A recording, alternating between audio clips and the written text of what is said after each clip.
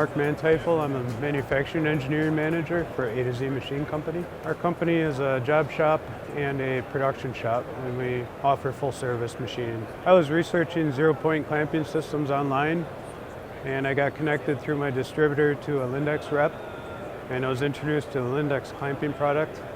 So the Lyndex Zero Point clamping system had a different clamping mechanism in it than the other competition, and I felt it was a more robust system, and I felt it would last the longest for us. I thought the robustness of the clamping mechanism was going to last for the duration of the project, which is about a 10-year project. So I thought it would last the longest for me.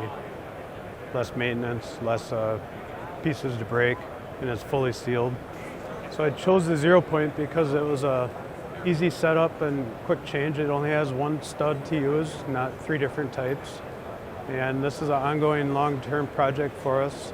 So I figured it was going to be quick changeover, easy clamping, more productive on our parts, and it will last me through the duration of the project.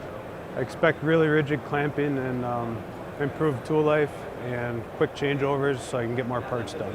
I had a great experience researching this product, got connected with the tool reps and had really good information sharing. I got a demo product in my hands to see it before I bought it, and it was a really good experience.